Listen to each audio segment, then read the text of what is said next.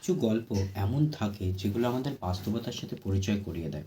অরুণ এবং দিব্যা দুজন লাভার এবং দুজনের পারিপার্শ্বিক সমাজের মধ্যে তারা দুজনে খুবই একটা মেলবন্ধনের মধ্যে এবং ভালোবাসার সম্পর্কে অটুট। কিন্তু এই সম্পর্ক কি আদৌ সঠিক সম্পর্ক নাকি একটা টক্সিক লাভের একটা জাস্ট পরিণতি? সেই গল্প নিয়েই হয়তো লাভার মুভিটা 2024 সালে রিলিজ হয়েছিল এবং আমি এই সবেমাত্র কিছুক্ষণ আগে দেখে উঠলাম। মুভিটা যথেষ্ট সুন্দর। একটা ছেলে তার প্রেমের জন্য কতটা পরিমাণে পাগল হয়ে যায় এবং টক্সিক কী কী কাজ করে নিজের জীবন বাদ দিয়ে, এবং শেষে সে কি বুঝতে পারে যে তার জীবন একেবারে শেষ হয়ে যাচ্ছে, তাকে তার নিজের জীবনে ঘুরে দাঁড়াতে হবে। নইলে তার পারিপার্শ্বিক সমাজ, তার মা, তার আর বাকি যে কোনো বন্ধু সব কিন্তু শেষ হয়ে যাবে এবং সে নিজের শেষের দিকে একটা মৃত্যুর পথে পৌঁছে যাবে। এই নিয়েই হয়তো মুভিটা।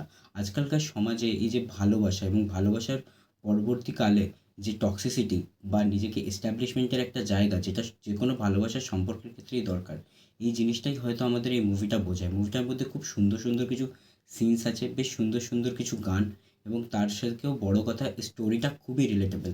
আমরা যারা জেনজি বা মডার্নাইজ, তাদের নিশ্চয়ই এই মুভিটা দেখা উচিত। আপনি নিশ্চয়ই জানান আপনি মুভিটা দেখেছেন কি না, বা আমার রেকমেন্ডেশন পর দেখবেন কি না। আর আশা করি আপনাদের এই ছোট্ট রিভিউটা ভালো লেগেছে। ধন্যবাদ। নিশ্চয়ই কমেন্ট করে জানাবেন আপনাদের কোন জায়গাগুলো ভাল লাগলো। লাইক করবেন, সাবস্ক্রাইব করবেন এবং তার সাথে সাথেই মুভিটা নিশ্চয়ই দেখুন।